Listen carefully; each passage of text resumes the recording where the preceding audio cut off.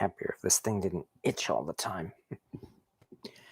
Hi there, and welcome once again to Cast Iron Wednesday. Every Wednesday, as I say, every Wednesday, where we show up here on YouTube Live to enjoy, have some fun enjoying cast iron cookware. And as I said last week as well, the last couple of weeks I've been a little bit under the weather, so unfortunately, I still have another couple of weeks before I can really get down to some serious cooking. However, nonetheless, we have scheduled tonight for a live chat where I'm very much encouraging anyone and everyone to comment, ask questions regarding cast iron, and also to answer questions, because I am a novice and always will be a novice. And because of that, I'm very much interested in learning something from everyone, because I'm hardly ever going to be someone who could say I'm an expert. But thank you nonetheless, everyone, for showing up, especially since the subject of tonight's live chat, as it says, is we are talking about Lodge cast iron.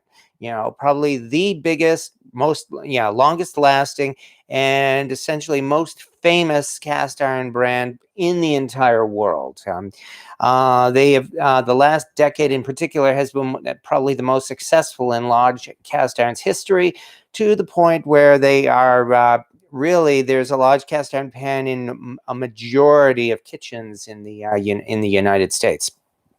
In fact, there was an article published in one magazine, Food and Wine magazine, just at the beginning of this month, and you can find it online as well, in which they do a very brief look at Lodge cast iron.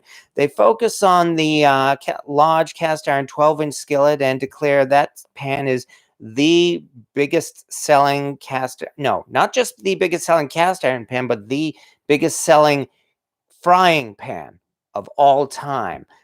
Probably because they've been producing it for 120 years, but even today, they say that Lodge is still selling thousands and thousands of them every year, if not millions. So, yeah, they're still doing good, and why not? I mean, for quite a few folks, I'd say your first cast iron pan was a Lodge pan, and I know mine certainly was. So I might as well start off by showing off the very first pan, cast iron pan I ever learned to cook in, which is in fact a Lodge 10-inch skillet. I went over the history of this pan several times, and I just simply call this my redneck pan for pretty obvious reasons. Namely that I've actually owned this now for 19 years. Although for 8 of those years it sat on the back of a kitchen shelf, neglected and rusting, but I've more than made up for it. And yes, I have, and I've given it a good coating of seasoning over the past several years of use. So this pan really is as slick as they say cast iron pans can be, even though it is a modern Lodge pan. But nonetheless, I mean, as I said, quite a few of you folks have at least one Lodge 10-inch pan, and again, this is easily the most popular cast iron pan you can think of. It's also one of the best quality cast iron pans as well, and quite frankly, if you have never, if you're only starting to cook in cast iron pan, this is absolutely a must-have. Get yourself not just a cast iron skillet, but one from Lodge. It is the highest quality modern pan you can get today.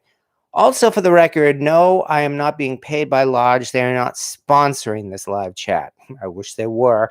But nonetheless, I'm really just doing this because I enjoy Lodge cast iron. I've collected a fair amount of modern-day Lodge cast iron over the past several years. Not so much, unfortunately, in the way of their vintage cast iron. I mean, the few pieces I have, I do enjoy them. I love them quite a bit. But for whatever reason, my collecting of vintage cast iron seems to have focused more on Birmingham Stove Range, which we talked about last week. Hi. Hello, Michelle Long. I love Lodge. Tennessee Back Outdoors. Love Lodge skillets and Dutch ovens. And Bookworm 73 and Raymond and Processed Bird. Just got a Lodge 12-inch SK this week. And hello, when did Lodge make the McDonald Dutch oven? I'm actually not familiar with that name. Does it have the McDonald's logo on it? I have to say, I've never heard of that one. I just bought a couple of Huggy Bear. Just bought a couple of pans from Lodge's chef collection. Still waiting for them to show up from Amazon. Well, not to worry, they will show up. I mean, that's one thing at least. I mean, Lodge really is big enough that they can and do produce thousands of pans, and that's why you can see them really at just about any big box store these days. So they really have one advantage over the competition for that reason. Because, I mean, again, what we have here is. It's gotten to the point where just for $10 and sometimes less, you can, of course, buy this at Walmart. This is a typical Lodge 8-inch skillet. This is actually a slightly older one because probably, I mean, before the year 2000, most likely, because it still has the size number 5 on it. Lodge finally discontinued those antiques size numbers only within the past couple of decades or so, and now they simply measure their pans by inches. So now you will see a Lodge 10-inch rather than the number 8, or an 8-inch rather than a number 5 here. And I guess that's one thing I'd wanted to discuss as well, which as I said, there are a lot of modern day cast iron pans out there, but Lodge has in fact been producing them for the past 120 years. And so there are quite a few unknown, well, not exactly unknown, but unidentified Lodge cast iron pans out there. I've provided links to pictures of some of them right on the description of this YouTube video. I mean, if you look at the description, you can see links going back to the earliest days there. And Kim Lozon, if I'm pronouncing it right, said, I restored a chicken fryer for a friend, and it has an AB on the bottom. Do you think it's Lodge or maybe BSR? AB, that's interesting. I'm wondering if that one might actually have a gate mark on it. As a matter of fact, I do have a listing of all of the most, if not all, of the markings that Lodge put on their pans, and I'm not seeing anyone there that says AB. So based on that unusual number lettering, if you look down on that listing there on the front of my page, you'll see there are two in particular that might be a clue. The one that says maybe Blacklock. You'll notice there, if you click on that one, it actually gives you a very old pan with markings on the bottom that say, I think they say CO. And there are quite a few of those unknown pans out there with apparently random letters, not letters and numbers like BSR, but 2 letters on the bottom, and they're always raised. HA, BN, BX, or anything like that. And while they can be identified as maybe Blacklock, nobody's ever going to know why, because as folks know, I think we'll start at the beginning more or less, but I'll be very quick. Namely, that Lodge originally started out as the Blacklock Foundry, and it was in 1896 they started out as Blacklock.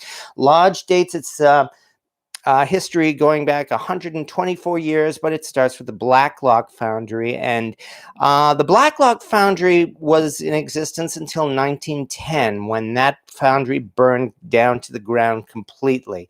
No records from the Blacklock days have actually survived, and that really makes identification of Blacklock skillets, frankly, impossible. Because they were made with a design very similar to those being made by other foundries in those days. Because again, on the description here, you'll see there are links to a couple of other old pans, including ones that say Southern Mystery Skillets. meaning that those are other pans that were actually produced in those days. We're talking like the very beginning of the 20th century that have very similar designs and even similar markings on the bottom. And it is quite frankly impossible to determine which of those are blacklock and which are not. But it's likely that, again, there are probably some blacklocks out there that people don't know that they have them and may never know that they have them. But even so, if you come across a pan like that, it is, of course, like just about any vintage pan, really, really worth getting because it's usually glass smooth and it's got a nice weight to it too. They were large pans and blacklock pans have always been very heavy from the beginning. Also, I have another link as well to an article in Southern Cast Iron magazine giving some history of the original blacklock foundry, including one of the more famous cast iron collectors today, who probably has the largest collection of known blacklock pieces, in existence. So, for oh yeah, go ahead. Yeah, no, that's okay. Oh yeah, I understand. Yes. Yeah. Okay. Yeah, that's all right. Jamie's just heating herself up a little heating bag. So it goes. Welcome to winter in New England. But anyway, yeah, I mean, the original Blacklock Foundry, as I said, it's pretty much the stuff of legend because, of course, Blacklock burned down in 1910 and its records have been lost. So it's one of those legends of history or cast iron history. And for the record, as you can see from the shape of those pans, those things do not look at all like the modern Blacklock series being produced by Lodge today. Not that there's anything wrong with that. Wes Cockrum learned something new. Well, that's nice. James Ramsdell, J.O. Yeah, that's again, that's those pans had apparently random lettering. I'm sure there's some way that they were used to identify either the maker or the mold or something, but without any records, nobody really knows how they were marked. Okay, yeah. How much is a one notch number 8 worth? Okay, yeah. I think I'll jump ahead from there, especially for that reason that, as I said, Blacklock burned down in 1910. And however, Henry Lodge, I mean, he was determined still to keep the business going. And so he managed to get the funding together to rebuild the foundry, which we know today, of course, as Lodge Cast Iron. And it's been there in South Pittsburgh, Tennessee. That's south of Chattanooga, just before the Georgia border. Atlanta. Yeah, not Atlanta. What am I thinking? Alabama. No, I think it is Georgia. Well, anyway, either way, it's down there in southern Tennessee, and they've been there for the past almost 120 years, and apparently they have no intention of leaving. Anyway, the earliest Lodge pans. My hands are frozen. Okay. I just don't want it to be too hot for myself. 1 second. Okay. Should I warm up a little bit more? You might actually. I mean, this is warm, but it's not really good. No, I don't feel you could probably warm it up a little more. Sorry, guys. That's all right. The earliest models of the Lodge series looked exactly like Blacklock, and then there's another one, which again I have another link on there on the description. The Arc logo. That's one that while cast iron collectors know about this, I have seen some instances, and I really wish I'd grabbed them, where just because it has the Lodge name on the pan, of course, some antique vendors and other sellers just assume they're modern day because, of course, Lodge cast irons. They don't know about Lodge's ancient history, especially since after that Arc logo pan stopped production, which I think was as early as the 1910s, maybe even 1920s. Lodge did not put their name on their pans until all the way up until the 1990s or 1980s. So, and yeah, that is the Lodge Arc logo skillet. And then from there, I guess we jump into the first series of the Lodge cast iron pans we know of today, which, as one person already mentioned, the Lodge single notch skillet. quite a few folks know about the Lodge 3-notch skillet, but before the 3-notch, Lodge initially produced this series with 1 notch on it. As for the question, how much is a single-notch Lodge worth? Well, in most antique malls, probably not very much, because unfortunately, really only a certain niche of collectors really would even recognize this as a Lodge. That's why most antique pans probably just simply sell it as an antique vintage cast iron pan, namely rare, even if they don't know what it is. And they produced the single notch series, if I understand right, from the teens, well, maybe 20s, actually, more likely the 20s, up until around the 1930s or so. And these single notch pans are actually pretty rare. There are quite a few more of these the 3-notch Lodge pans than these single notch. And I know that's because they produce them for a longer period of time, but only recently I did realize 2 things. Number one, again, they produced these from the 1920s into the 1930s. And what happened in the 1930s? The Great Depression happened, where Lodge was seriously hit by the Depression, as were many businesses of the day, and they really had to struggle to survive. And Lodge's PR department makes a really big point that of the company doing a lot, I mean, really a lot, to keep their employees employed so that they'd be able to, well, earn a living and be able to feed their families even during the midst of the Depression.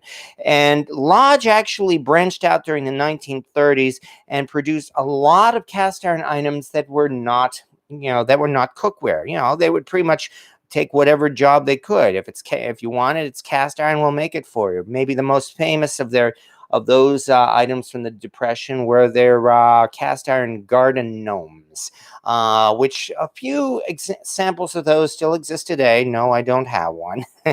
I wouldn't even know where to get one, largely because, again, they're almost unidentifiable. They do not have the Lodge name or mark on them. So there are some experts who could probably recognize it from the look, but most of them are out there and they're fairly unknown.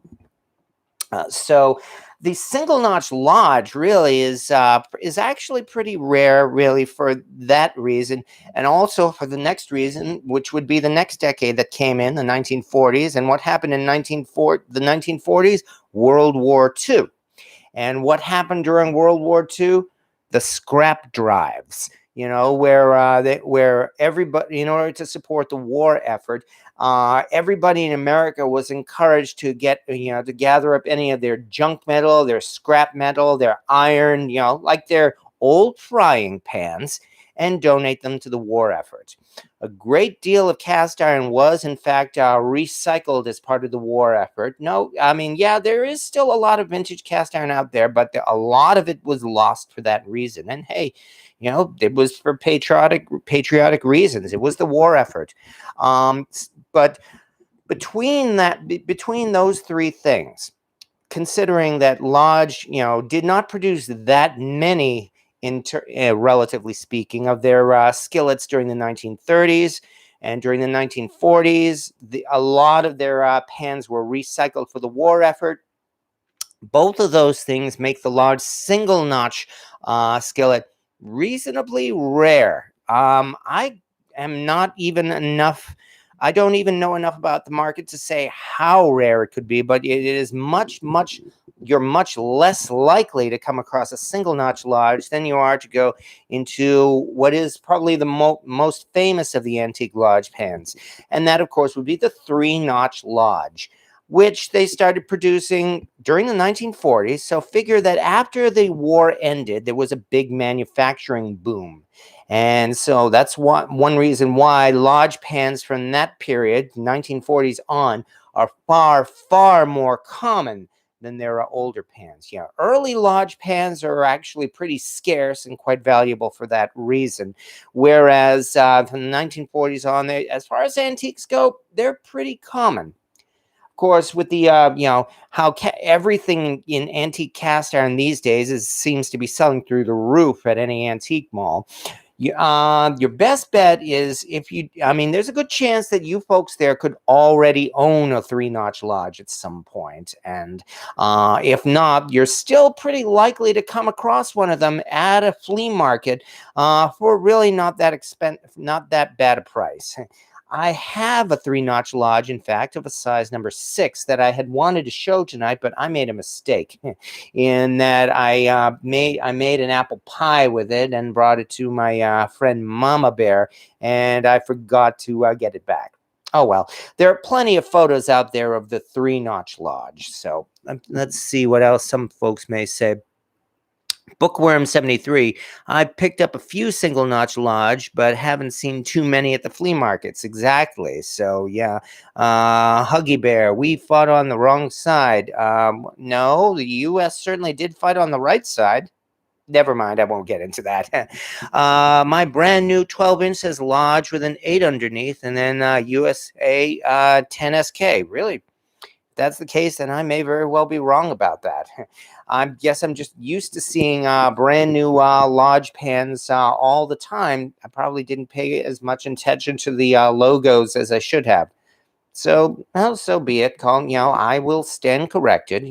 It's cast iron pans, not brain surgery, and I will fully admit if I'm in fact wrong. Do you know if Lodge is going to do a special skillet for 2021, like the Rosie Riveter of 2020? Absolutely.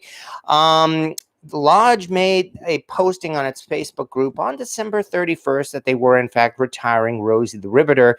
Somebody asked, what is the 2021 pan going to be? And Lodge simply said, you'll see. So, yeah, that is one of several new series that Lodge has produced in only the last few years. Yeah, their big explosion in production over the last few years means we have seen quite a few brand new Lodge pans produced that really they've never made before, and they've got quite a few of those going there. Wall DC6B. It is hoped flea markets will return this summer. Yeah, we can only hope so. I went to one of the best ones I knew of in Binghamton, New York last November, in fact, and it was practically abandoned. So we can only cross our fingers. And yeah, I am very much hoping that the Brimfield Antique Show comes back too. I found a lot of great stuff there. Wes Walker, my favorite size is a number 8, and I have a 1-notch number 8. It's my pride and joy. Oh yeah, that's a nice thing. And yes, I will say as well, and I guess I'll show you as well, that back in those days, even when they started producing the 3-notch, they did indeed polish and smooth out the inside. This one's a little mottled, actually, strangely enough. I gotta season it a little more. But nonetheless, in those days, and for quite a few decades, Lodge pans were in fact ground down and smoothed out so that just like all of the other vintage cast iron pans, they were in fact just that glass smooth. And sometimes you can find an antique Lodge that still has those lovely swirl marks on them, the factory swirl. So but anyway, that gets just to the 1940s, I guess. Are you going to buy the Hoghead, Raymond? Oh yeah. Yeah, actually, let me bring that out, since I was mentioning pan stuff they made in the 1930s or so. From what I understand, this was not made during the Depression, although I really don't have any other way of identifying this other than that this is almost certainly made by a Lodge. So it's just one example of many things that Lodge has made that are not necessarily cast iron pans. Let's see what else. Family is doing better. Well, that's good to hear. Pawpaw Dan Raymond. No, I'm done collecting. Yeah, I don't blame you, actually. We only have so much. You only have so much room in your home. I know I do. Let me jump back a little bit. Lodge made a number 8 arc Dutch oven and a McDonald around the same time. Well, that's interesting. I would definitely have to look up the McDonald pan or Dutch oven because I really know very little about it. I was fortunate enough to score a Lodge Arc logo Dutch oven, and I actually sent that to the culinary fanatic a couple of years ago as a Christmas present. He has it in his collection somewhere. One thing that Lodge did actually do back in those earliest days is that there are some lodges that they call, some lodge lids that they call the, what do they call it? The high dome top, and that the lids were actually much rounder and have much more space underneath, more like a dome than the more standard and more flat lids that we see today since then. But anyway, okay, everybody check out the Lodge website. Oh yeah, that's right, they did just release yet another new series of pans within just the last couple of weeks too. So Jose Latios, I went to the Long Beach flea market on Sunday. Almost all of the cast iron skillets were way overpriced. Yeah, I picked up 2 BSR cornbread pans and 1 unmarked Wagner number 3 skillet at a fair price. Yep, well, that's why we call it the thrill of the hunt. It is true these days, it seems like if it's cast iron, people are going to sell it like it's gold. And yet, if you look, you're still likely to come across a bargain in some way or another. I mean, I did manage to find a number of pieces in my collection at a bargain, just because, well, I wasn't even looking for it. That's almost always when you find the best bargains, when you are not looking for them. Anyway, as far as our history of Lodge has gone, we started out, we've gone to the 1940s when they began producing the 3-notch. And I have a picture of that as the thumbnail picture for this YouTube, for this live YouTube. Of course, again, 3-notch Lodge pans are pretty common, and you can find many photos of them, and many folks out here, right here, even you folks, I know some of you at least have a 3-notch Lodge in your collection somewhere. I guess I will mention that if you have a 3-notch Lodge with only the size number and maybe just a little mark at the bottom, which would be a mold ID number, basically an ID number of the person who made it.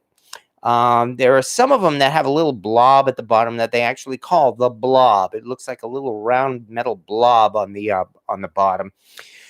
Those are, as I understand it, those are most likely from the 1940s up through the mid 1950s or so, because it was in the 1950s when Lodge had the idea they started putting those 2-letter identifier marks on their pans, which is why when you see a Lodge with it saying SK on their skillet, which stands for skillet, SK, that's almost certainly no earlier than the mid 1950s or so.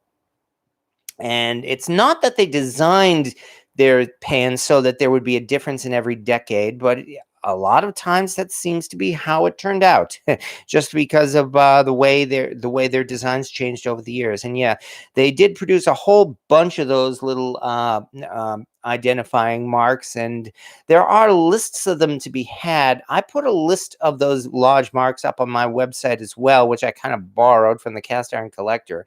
But I've already found one that was not on that list, and that it would be their modern day spoon rest.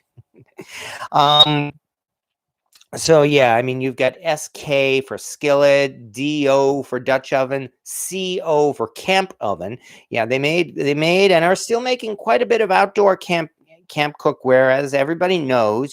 Those Lodge camp ovens with the legs are very well known.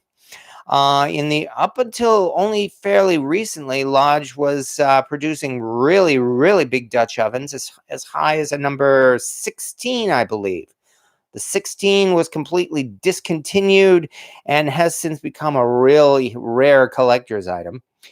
I've heard rumors, and no, actually not just rumors, I believe they have even discontinued the 14 Dutch oven, which means is becoming a collector's item as well. But I don't think there's any sign that the number 12 Dutch oven and smaller, or camp oven, I should say, will be discontinued. But anyway, yeah. So as I said, that was in the 1950s, and again, these are all among the most common of those unmarked cast iron pans. Pardon me. Sorry about that. James Randell. Ramsdell Lodge has always been collectible since the beginning. Modern abundance shouldn't be confused with a disposable cast iron. Oh, definitely not. No. I mean, even today, you never know what's going to become rare and what isn't. I mean, Lodge, we'll talk about the wildlife series, for instance, in just a little bit. And yet, exactly, Lodge was producing the 16 and even the 14 Dutch oven right up until the modern era, and now those have been discontinued. So, yeah, you can bet they are going to be really collector's items. And then, of course, there's the Lodge Fluted Cake Pan, which they made in imitation of the Bundt pan. Um, my understanding is that the Lodge fluted cake pan is also fairly recent because, the Bundt cake pan in itself, while those fluted pans had been in production since the early days, there are famous European fluted pans or Bundt pans. Well, no, actually not Bundt pans. They were fluted pans that date all the way back to the 1800s, ones with gate marks. And now some of those pans have been produced even here in the U.S. during the 20th century. I probably have my dating wrong, in fact, but my opinion as to why the Lodge fluted cake pan is fairly new, relatively speaking, because, again, the Bundt pan was initially produced by Nordic Ware in the year 1950. I believe it was exactly 50. And yet, for a good 15 or 16 years or so, they produced that Bundt cake pan, and no one cared. Quite frankly, it was a weird-looking cake pan that nobody did very much with it until in the 1960s. I think it was 1966, the Bundt pan in particular suddenly became the center of one of those national fads. Much like baked Alaska became a fad and an everyday thing in the 1950s. In the 1960s, it was the Tunnel of Fudge. Everybody knows about the Tunnel of Fudge because it was one of those recipes that, again, sparked a nationwide craze. It became so, everybody wanted to do the Tunnel of Fudge, even to the point where and that was what really rescued the Bundt pan from its obscurity and has since become an essential item for any serious baker.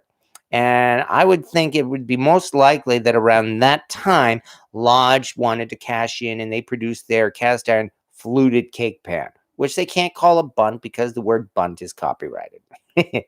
They've actually done quite a bit of those, and well, hey, it's marketing. I'm not calling it ripping it off, because that's how it is really in the manufacturing business. You follow the trends, and if something becomes popular, of course you want to make one.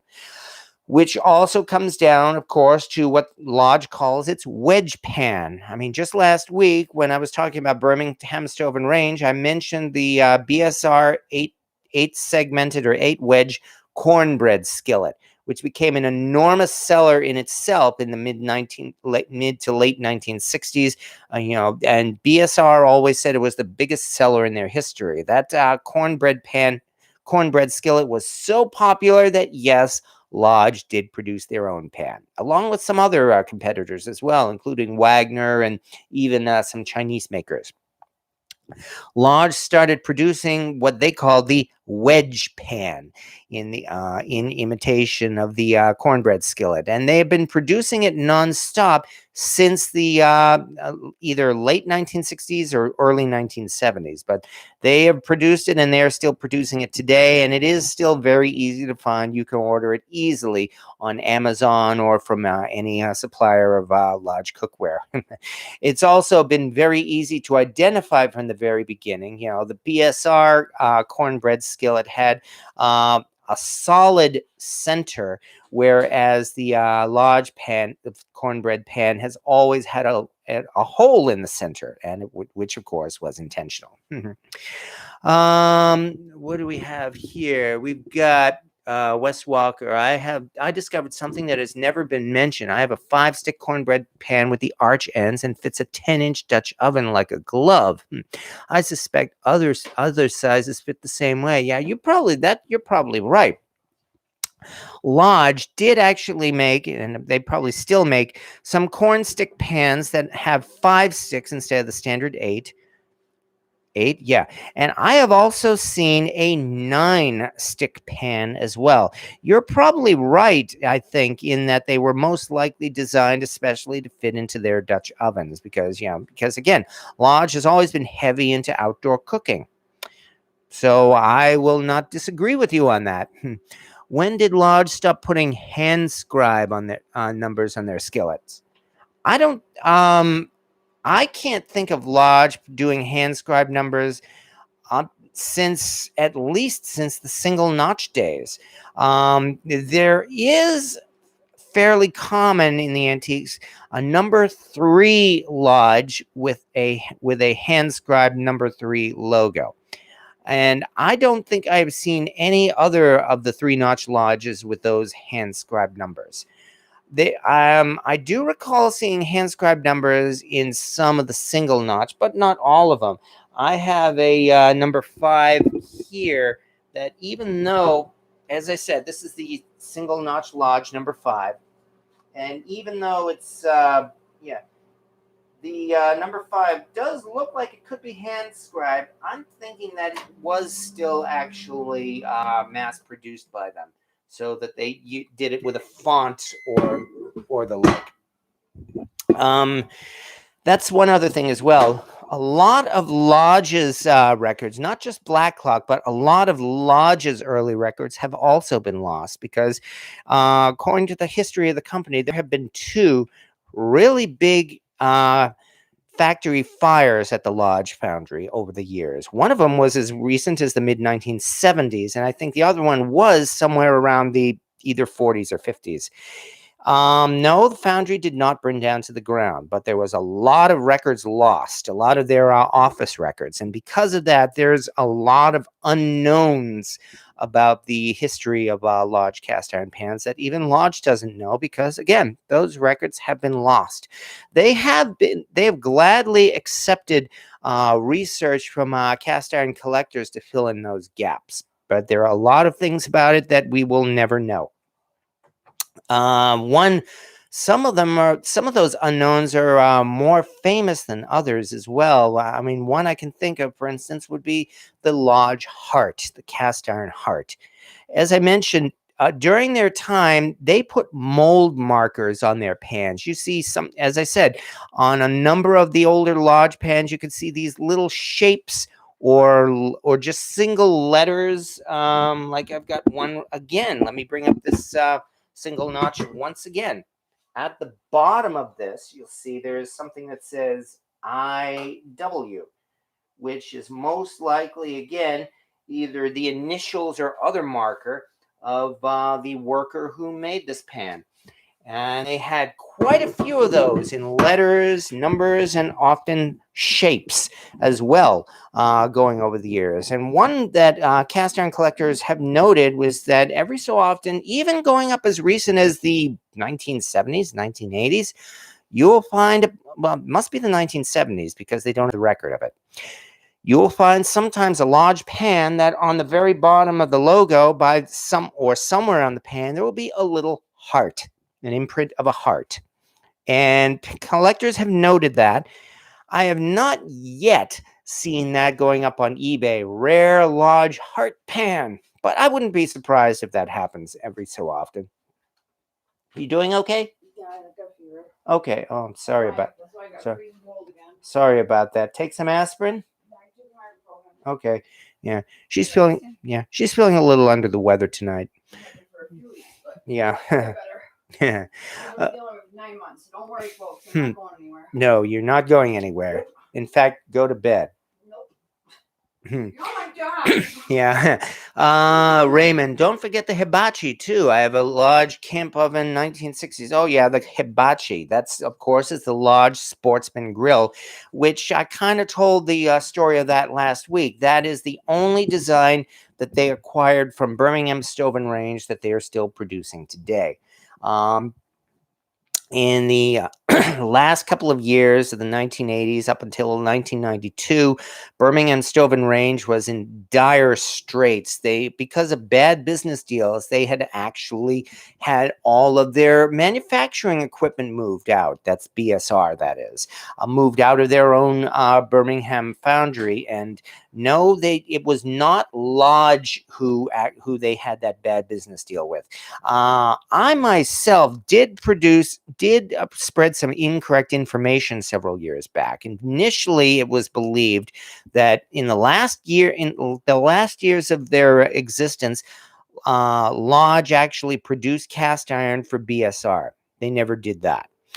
What finally happened in the last couple of years of BSR's existence was they entered into an agreement with Lodge to distribute their cast iron, essentially to distribute their existing product that they had already produced. And finally, of course, the company went bankrupt, and to settle their debt with Lodge for that contract, they passed on the design of several of their most famous pans, including the cornbread skillet, which Lodge has never produced. Because they have their wedge pan, and most famously, including their sportsman grill, also known as the hibachi. Lodge never called it the hibachi, and neither did BSR. They always called it the sportsman grill. Hibachi is just a popular name because it's a popular name. People, when you hear hibachi, you pretty much know what you're thinking of. A little cast iron, maybe not even cast iron, portable grill. And that's what it is. And it has been a perennial seller for Lodge, and they still produce it right up to this day. From what I understand, Lodge tends to produce the Sportsman Grill more like during the spring and summer season. Then they discontinue it during the fall. The price goes up among retailers. Then they bring it back again in the spring again, and the price goes down again. Which is your favorite Lodge in your collection? Wok, number 5 skillet, etc. Well, for me, I would probably have to say the Lodge cast iron wok, because I use this thing at least once a week. Well, right now it's on hold, but when I'm in good health, I tend to use this thing at least once a week. As I mentioned already, the Lodge 10-inch was the very first pan I ever used. And shortly after that, we're talking like January of 2011. So it's just 10 years, in fact. The very first cast iron pan I actually took the time to, or made the effort to acquire and purchase for myself, was this Lodge 10-inch, 14-inch cast iron wok, which, as I said, I still use at least once a week or so. I used a Christmas gift card, in fact, to get that from Amazon. That was the second cast iron piece I ever bought. The first cast iron piece I ever bought, like the third one I owned.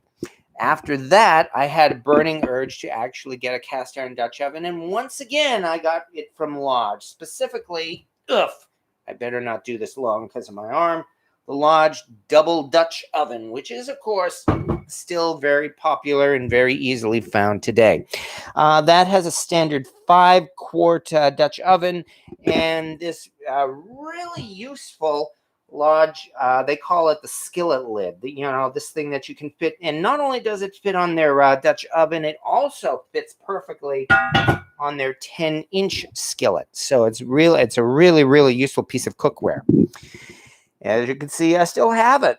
It also makes a great cast iron pie pan too. So yeah, I know. Last year, Lodge introduced a cast iron pie plate for the first time, but they've been producing a cast iron pie plate all that time with that skillet cover. I'm checking out the Wagner plant this weekend in Sydney, Ohio, going with a couple of old timers that work there. Really? That sounds interesting. Are you sure you'll be allowed there? Because, the site has been largely abandoned, and it's probably not safe. Never mind. You probably shouldn't even describe what you're going to do here. Don't want it to do anything that might accidentally incriminate you. And I'm actually not joking about that.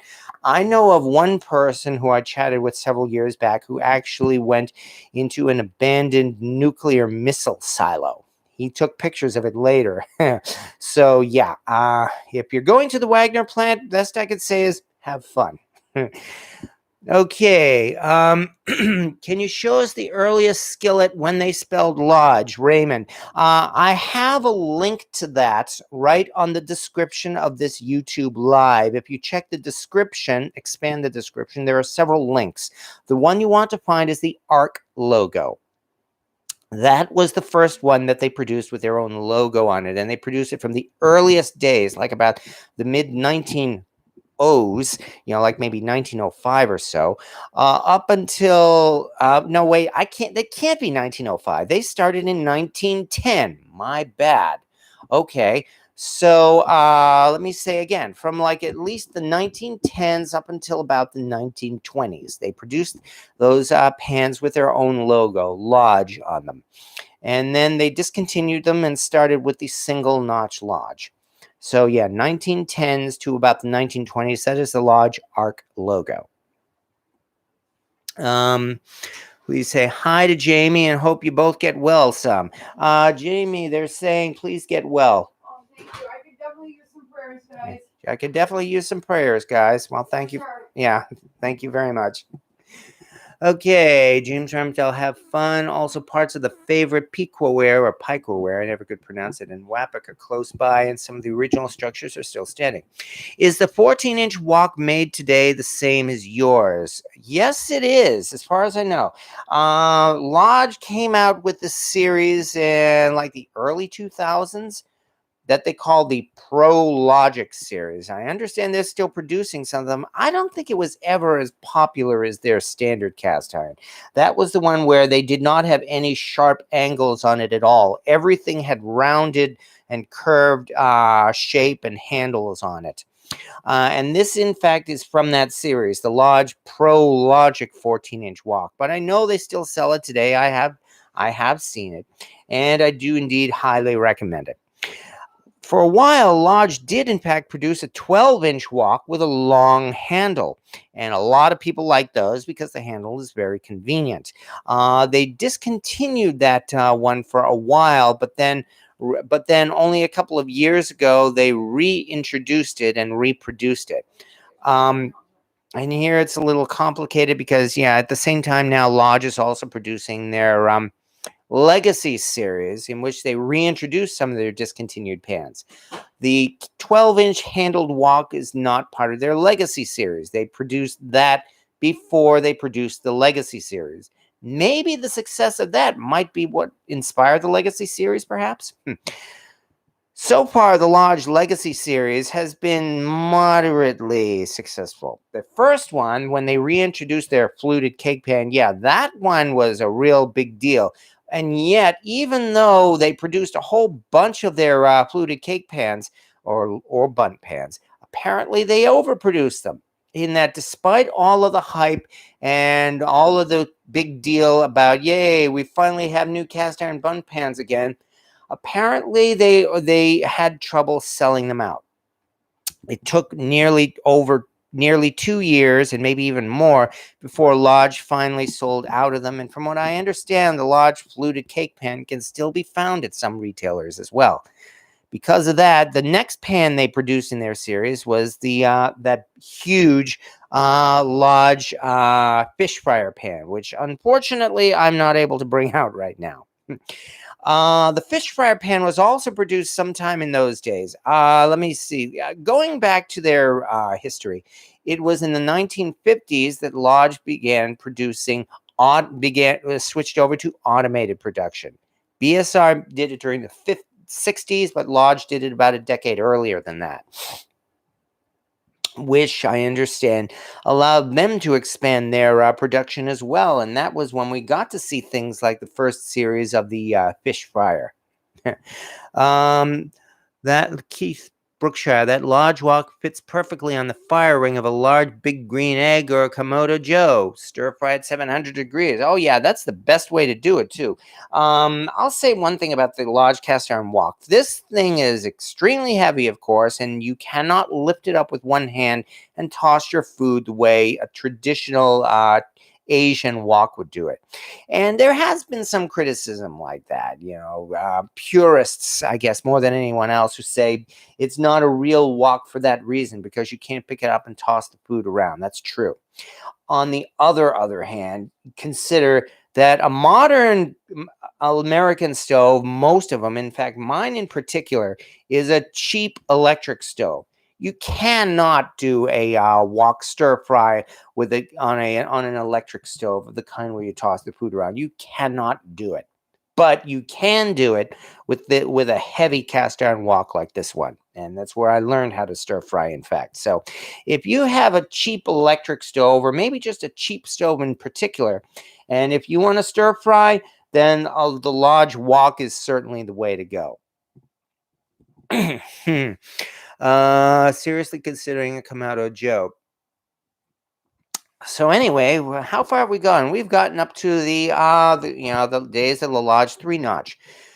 We can jump forward now to the late 1960s, where this is where, of course, we started seeing pans with the Made in USA mark. My understanding is, in fact, no, it was not in 1960 that Lodge started putting Made in USA on their pans. I mean, for quite a while, it was believed that there was some kind of a law in place that required manufacturers to put a USA mark on their pan, Made in USA mark on their pan. That was never true. It was always done voluntarily in order to increase sales, because during the 1960s, this was when really the great implosion in American cast iron started taking place. Competition from foreign makers, and especially competition from other kinds of pans, especially non-stick pans, had a drastic effect on many markets, and that did include large cast iron as well. That's why I believe it was 1969, in fact, as late as 1969, Lodge started marking their pans with Made in USA, and they have not stopped ever since. All Lodge pans now are made in USA, except their enameled pans, which are made in China.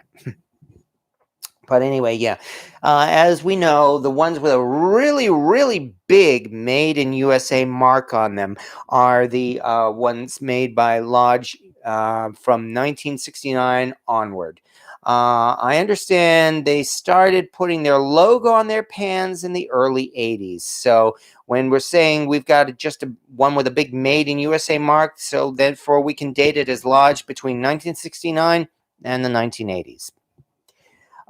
Side note, it was sometime around this time that a series of Korean-made 4-notch skillets came in, or even 3-notch skillets. We have, in fact, seen 3-notch skillets that were unquestionably copied from the Lodge design, and they say made in Korea. On the other hand, those are still considered to be pretty good quality cast iron pans, better made than cheap Chinese-made pans. And those who use those Korean 3-notch and 4-notch pans, hey, there's nothing wrong with them. I guess I will repeat what I have to repeat every week, and I'll be very brief. Asian cast iron, yes, I know. I mean, people have an aversion to Asian cast iron, largely for political or personal reasons. I mean, if you choose not to use or collect or acquire Asian cast iron pans for your own personal reasons, feel free to do so. I'm not going to force my beliefs on you. I will only say this. Even if you don't like Asian-made cast iron, it's still safe for cooking. Asian-made cast iron pans are not contaminated with lead or chemicals, or made from depleted uranium from their nuclear reactors or anything like that. They are all cast iron pans have been made for the last 2,000 years, and they're made in such a manner that that impurities are, of course, melted off into slag, or evaporated rather, and so as a result, what you have is a practically pure iron pan, whether or not it comes from the USA or China. So.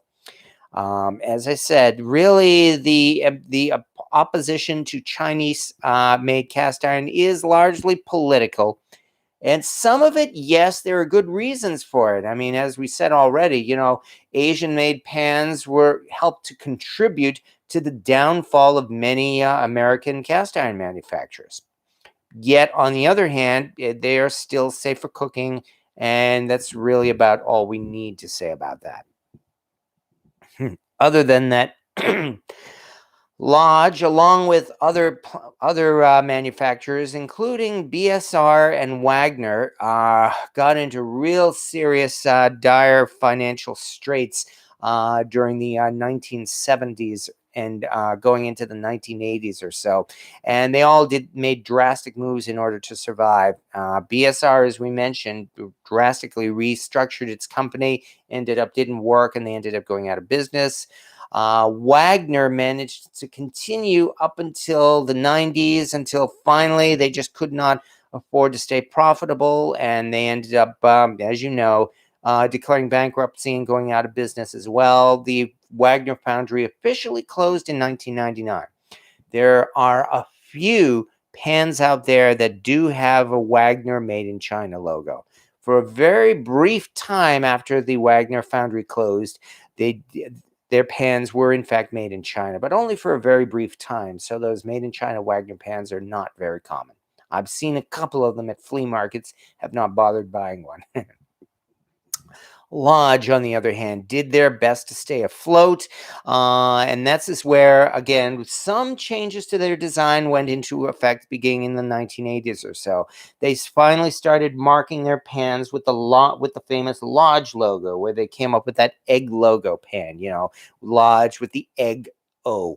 And they've been producing it with that label ever since the 1980s. And then starting in the 1990s, they did one really great thing, and that's when they started putting those helper handles, or those extra lifting handles, on their pans. And that's one design change that everybody seems to love, because all of the new manufacturers these days, they all put that almost all of them, put that helper handle, yeah, you know what I mean, lifting handle on their pans as well, all in imitation of Lodge, because that was a pretty good idea. Lodge does have a world-class warranty, I know from personal experience. Oh, definitely. That's one thing as well we could definitely say about Lodge, and that's one reason why I am a very satisfied customer of Lodge, and they're not paying me to say that. Yeah, Lodge has a world-class customer service department. As far as businesses go, they are definitely among the top tier as well, and they stand behind their product 100%. There are many instances, even right up until, let's say, the last few days or so, of people who posted here in the Facebook community, on the cast iron cooking group and otherwise, receiving faulty and defective cast iron pans, maybe from Amazon, maybe from Walmart, maybe even from Lodge themselves. I saw a posting just the other day, in fact, of someone who got their new model Lodge Blacklock, a griddle, which cracked after only a couple of uses. Well, he contacted Lodge, and Lodge is sending them a replacement for free.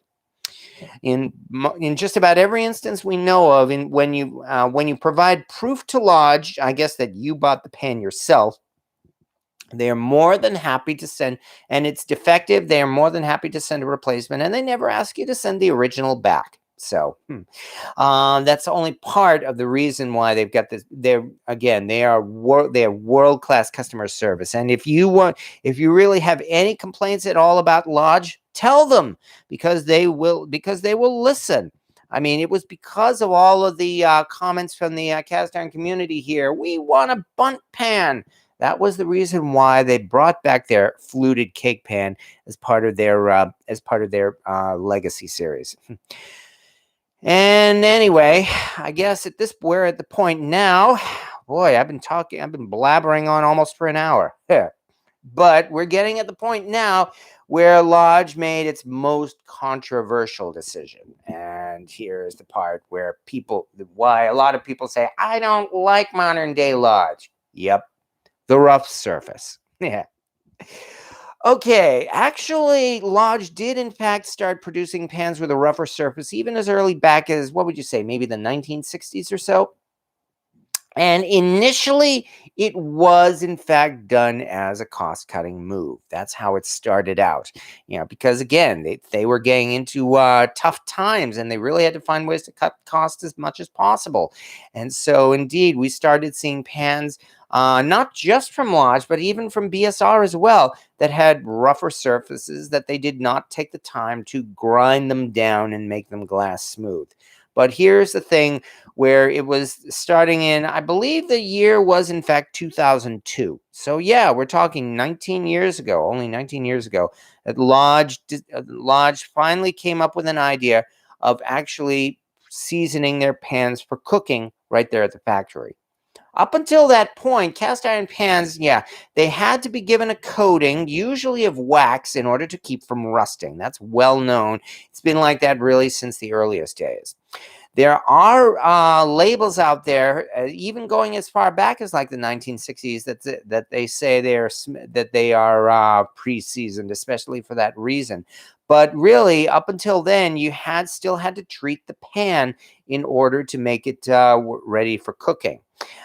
Typically, it was that you would simply you would season the pan in the oven for like an hour at 400 or 500 degrees of the like, and then after that, it would burn on a layer of seasoning. But Lodge actually developed its so-called pre-seasoning, in which they coat the pans with vegetable oil or canola oil. And they do that right at the factory, so that ever since then, you can actually buy a cast iron pan at the store, take it home, and cook with it right away. And that really was a game changer because, like it or not, whatever people say about Lodge's factory seasoning, it saved the company. That's what it did. Really, it saved them from bankruptcy. They really, this actually turned out to be quite a phenomenon. And it also happened to be around the beginnings of this new cast iron boom that was taking place. But either way, the point is now it's really thanks to Lodge cast iron that you have cast iron pans that can be purchased and cooked with right away. Now, it's generally agreed that Lodge's seasoning is so-so at the best. I think so myself. When I buy a brand new Lodge cast iron pan, yes, I can cook with it, but a lot of times I actually prefer to season it myself, and so I strip it. I dunk it in the lye tank for a couple of days, and then scrape scrub it off and season it myself. But it's good enough.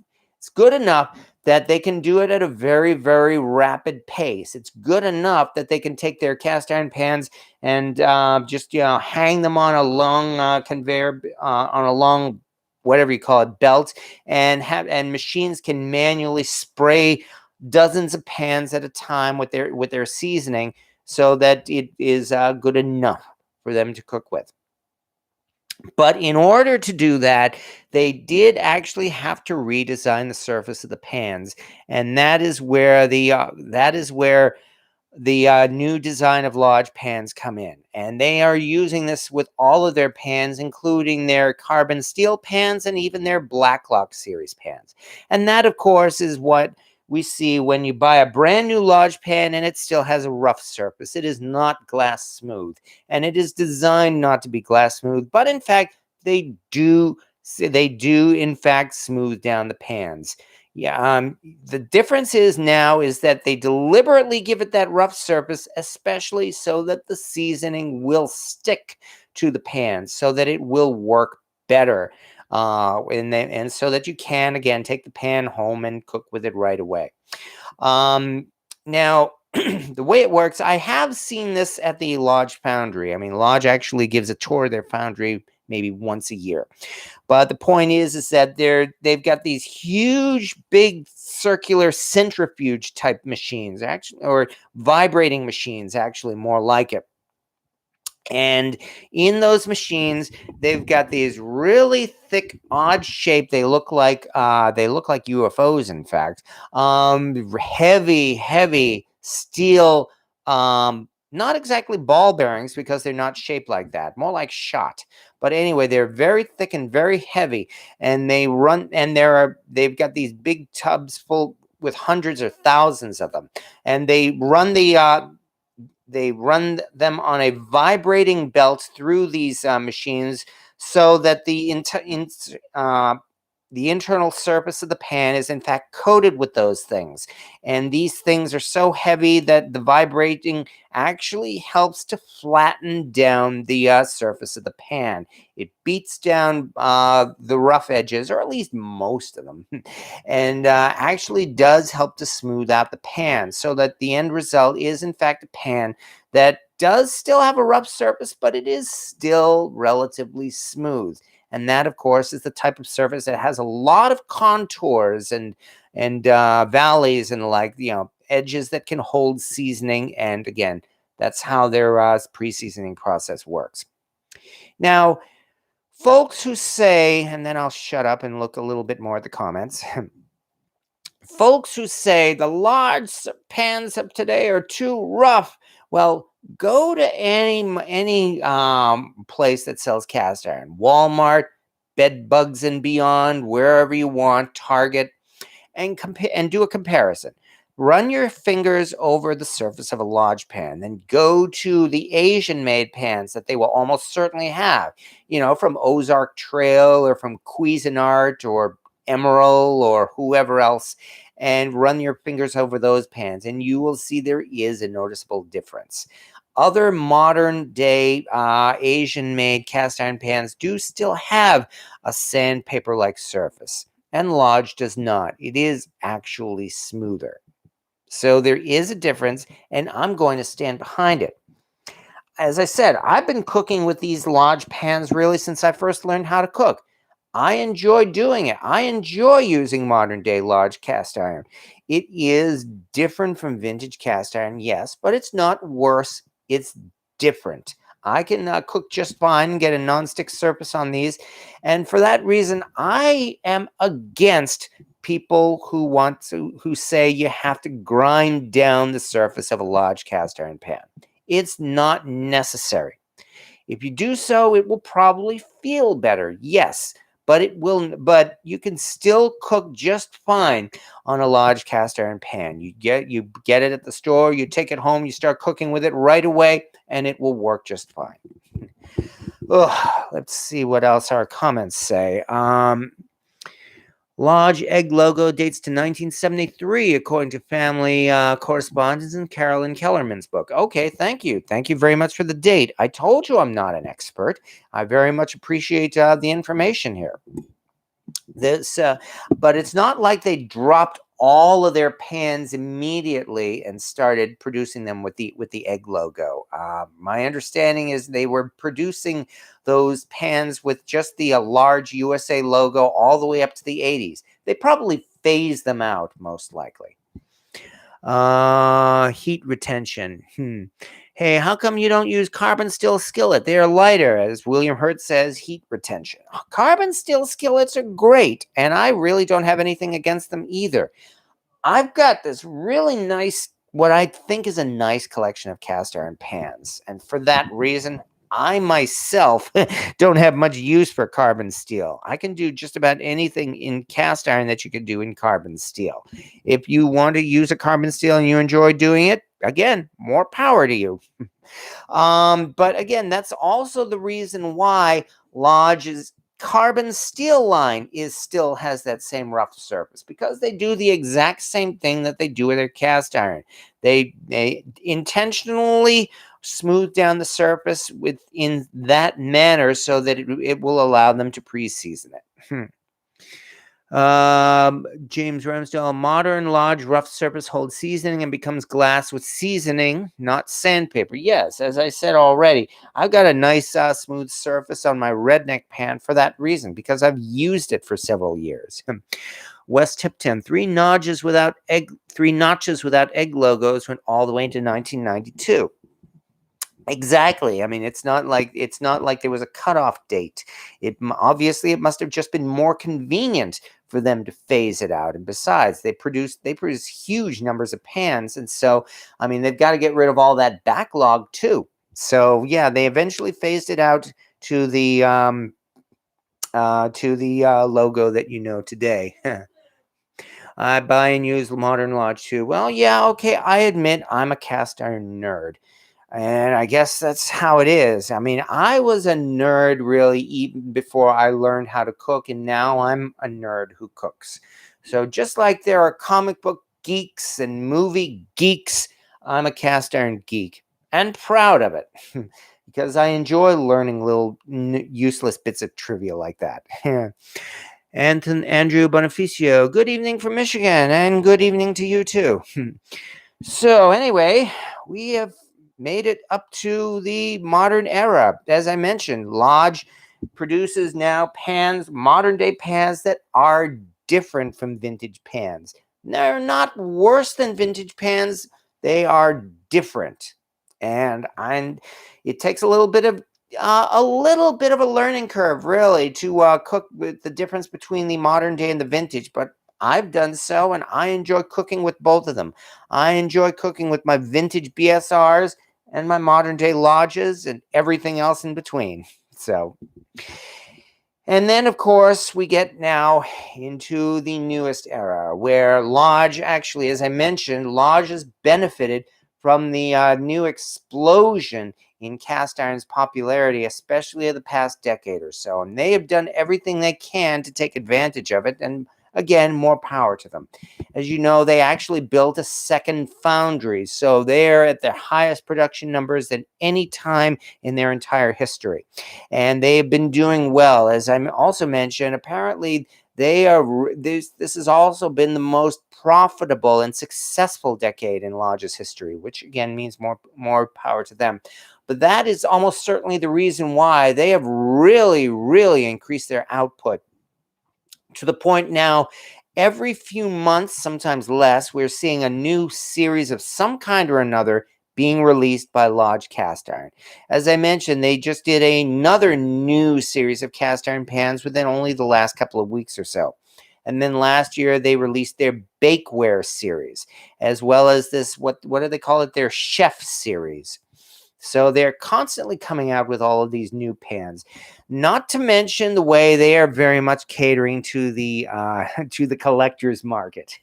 That's a story in itself because, as you know, really it was the Lodge Wildlife series of the 1990s, arguably maybe sparked the market for collectors' cast iron pans. It's debatable, I suppose. I did a video on that, in fact, on collectible cast iron pans. But as far as vintage, unique design collectible cast iron goes, really the Lodge Wildlife series in the 90s is probably the most famous. You know, the ones with those pictures on it of the duck, the deer, the fish, and the dog. And especially the deer and the dog, they're actually quite rare. And now they sell for, yeah, again, on eBay, you can probably see them selling for several $100s. If you're a hardcore collector, who knows? On the other hand, you may still get lucky and come across those pans in the hunt for vintage cast iron. Just in the last couple of years, Lodge produced a new line of their wildlife series with a bear and a wolf and a whole bunch of other ones, including a turkey pan of all things, a big, huge 13-inch turkey pan. From what I understand, they've already discontinued a couple of those, even the ones that they sold at Walmart. And you can still find wildlife pans at Walmart now, yes, but I understand the design is a little different. So yeah, they are definitely catering to the collector's market. And that's where we get into things like those specialty pans being produced by Lodge, such as the Cracker Barrel series, of which I have succumbed to temptation. And now their new Made in America series, which I've succumbed to temptation. Boy, are we getting into a rut here or what? Jacob Almond, if Lodge would make a smooth and lightweight pan that was like a vintage pan, I would pay a premium for it. Though I do think they acquired some brand, Finex. Yes, exactly. They did acquire Finex too.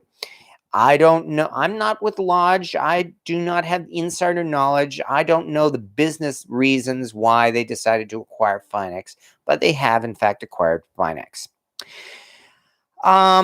If Lodge would make a smooth and lightweight pan, well, think of the business model, I guess. Okay, maybe I'm going to try to speak in their defense, or at least devil's advocate here. They have probably discontinued their big grinding machines that they used to use to grind down their older cast iron pans. Maybe those aren't even in existence anymore. They would have to build new machines to do that. And then there's the question of how well would those glass smooth cast iron pans, how easy would it be to season them? Because as you know, Lodge is committed to pre-seasoning every single one of their pans. If they can't, I mean, if they're not easy to season, it would go against their business model. And so that would be one reason why they would not want to do it, as well as the question of how good a seller would they be. If they did that, glass smooth pans, would that mean that they would have to redesign their entire line to be glass smooth? Who knows? It would be a big business gamble, though. So again, I don't have insider knowledge, but maybe that might be the reason why Lodge is not producing a new pan that is that has that glass smooth surface, perhaps. Keith Brookshire, I wonder if these new pieces that are coming out every few months will be uber rare in the distant future because of low production. Who knows? They could very well be. As I mentioned, their legacy series so far has not been off to a good start. As I mentioned, they did the fish fryer pan, did a smaller number of those. And then last year, they re-released their breakfast skillet, their segmented skillet. And that seemed to come and go. Of course, the fact that it was 2020 probably didn't help either. So who knows? I don't even know if they're going to continue the legacy series. Would be nice, but you are entirely correct. For all we know, there may very well be modern day Lodge cast iron pans that could very well be collector's items. Ugh. Like this one, for instance, because I'm not sure that they're still producing this anymore. On the other hand, I do not have any intention of selling that. I've been asked if I'm willing to sell any pieces from my collection. I'm not interested.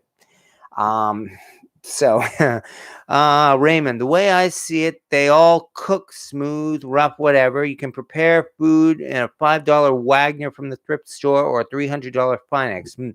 I have a kitchen for cooking, not displaying. Oh, absolutely.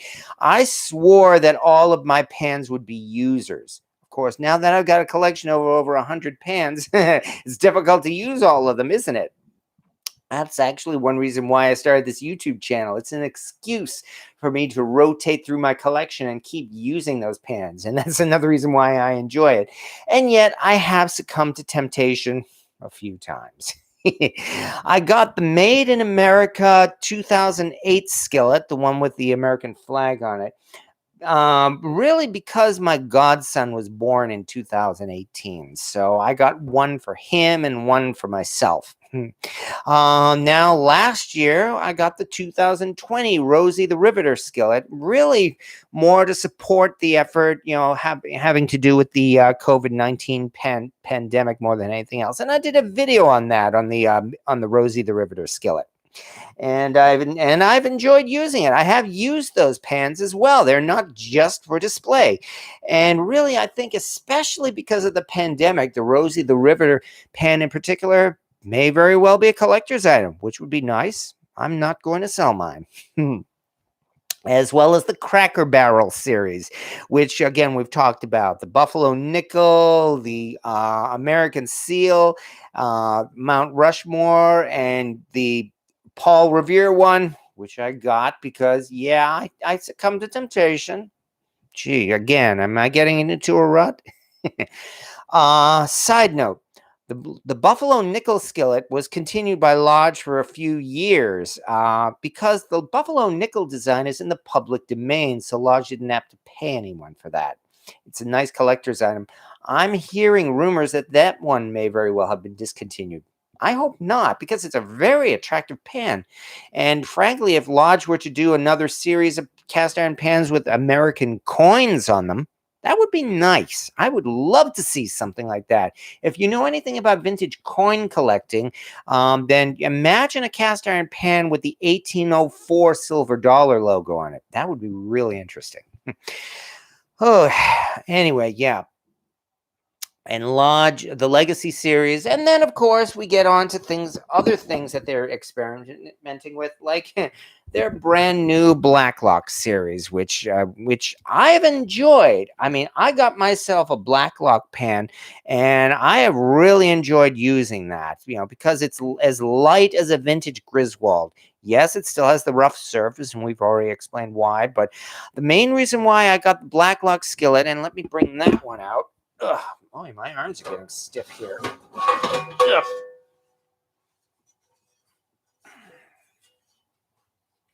Main reason why I got this one was because I wanted it as a chef skillet. It has a rounded bottom and it makes a really nice chef skillet. So you can do all kinds of breakfast things with it, omelets, scrambled eggs, crepes, and the like. And because of that, I enjoy it, and it's one of Jamie's favorite pans as well. I'm talking about the Blacklock. Even though it is really, really different in design from the earliest days of Blacklock, it's lighter than the original Blacklock was, as well as having a completely different design. Ugh, boy, I didn't think I'd be talking this long about Lodge, but I'm glad I have been. Would love to have a great mortar and pestle. Oh yeah, that mortar and pestle here. That was that was a Christmas present from one of my coworkers. I suspect it's a re-gift. He probably received it, had no use for it, and so he gave it to me for Christmas. I'm not complaining. I've enjoyed it, and I've gotten a lot of use out of it. Lodge already got top tier brand like Finex. Why they still launch Blacklock? I'm suspecting, especially to compete with those other high-priced pans that are becoming quite popular. I mean, I don't mean the $200 and $300 Finex and Butter Pat and Smithy, the ones that are really, really expensive. I'm talking about the ones that are in the $80, $90, and $100 range, like Stargazer and Field. And really, I mean, if any company is trying to be the modern day Griswold, I would say that would be Field. And so Lodge introduced the Blacklock series. I really do think they did it, especially to compete with Stargazer and Field.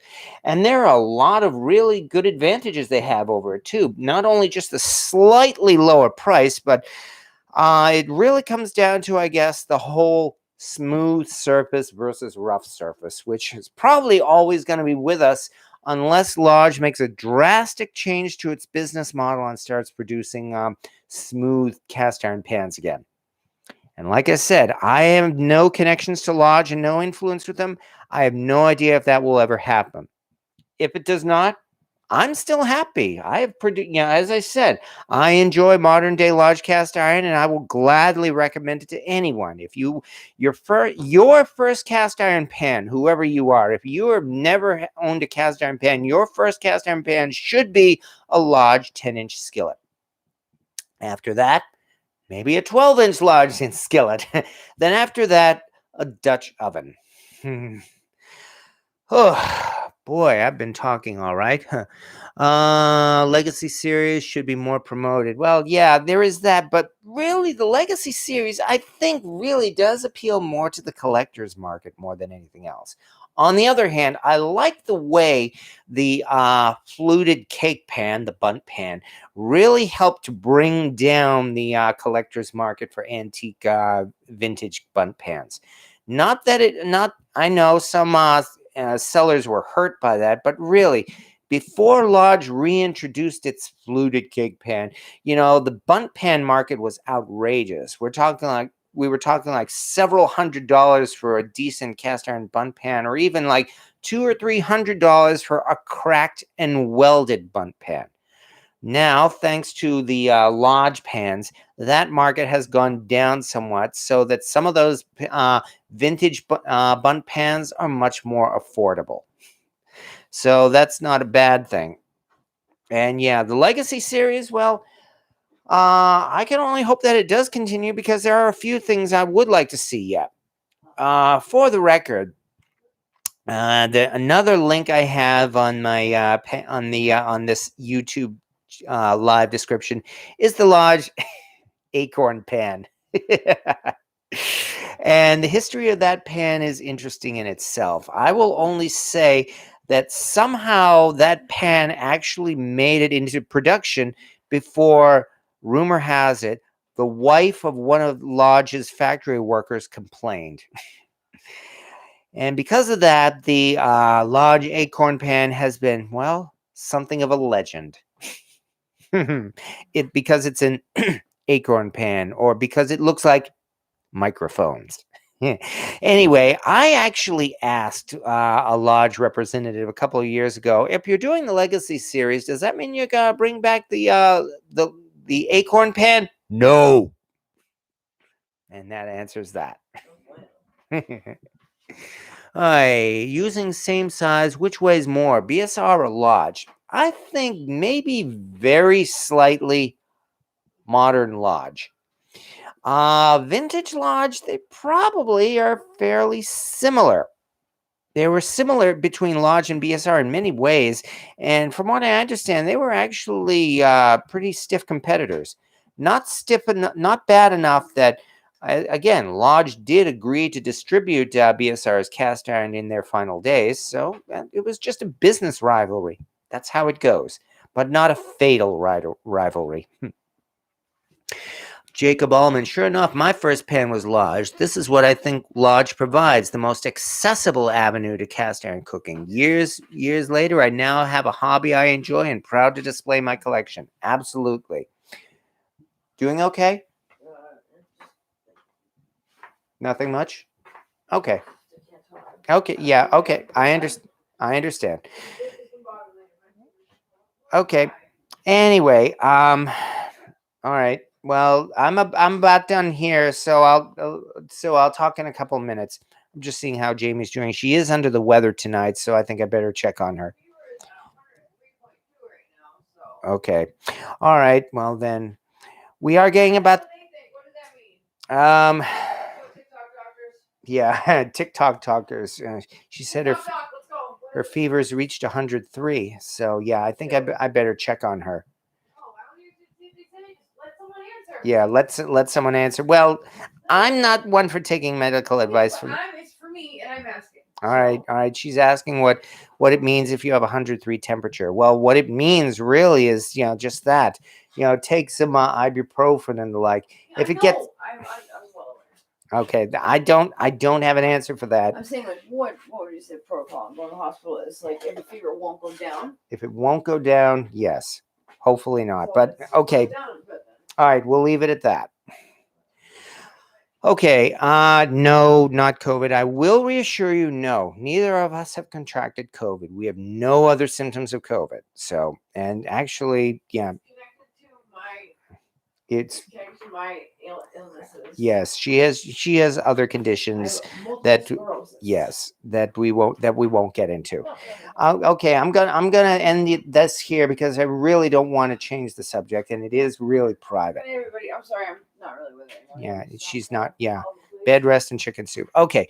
Back to our subject, especially since we are getting on in time here, and really, I think it is getting close to time to end this anyway. Not just because of this, but it's been an hour and a half, and hey, we've actually gone 2 weeks now without the live feed locking up, so that's not a bad thing either. I have a Lodge Dutch oven. It's really rough inside, but I still use it a lot. Yes, and I'll bet nothing ever sticks either. That's the other thing. People who all talk about grinding down pans, they always talk about grinding down skillets. They never talk about the Dutch ovens. So, All right, but yeah, we really have gone on here. So yeah, push fluids, take pain, fever relief, and prayers sent. Thank you very much. Thank you very much. Appreciate it. Yeah. And on that note, actually, I think we'll just leave it at that. I'll help Jamie out, and I'll post an update on that. So thank you for your concern, everyone. Seriously. All right, folks. Thank you for Yeah. everything. Yes. Thank you for sticking by my buddy here when he has a broken arm and still staying interested. It keeps his morale up right now with being stuck in the house. So Yeah. I appreciate every single one of you guys out there. Thank you. Well, again, thank you very much. But in all seriousness, though, again, yes, thank you very much, everyone, for showing up. I hope this has been interesting. I mean, as you can see, I've really done nothing but blather on and talk and talk and talk. But I've enjoyed myself these last couple of weeks, and I can only hope everyone else has. So, so thank you once again, everyone, for showing up. Next week, and I think that'll be the last time my arm is in this cast. Yay! Next week, I intend on going with, I'm thinking about talking about unknown and unmarked cast iron pans, because that's a subject in itself. Or as they call them, UFOs, or unidentified flying objects. So that should be interesting. All right. Anyway, but as I said, thank you very much, everyone, for showing up. And as always, as they say, like, subscribe, yada, yada, yada. And thank you very much for watching. So, yet again, I guess all we can say now is see you all next Wednesday. All right, have a good evening.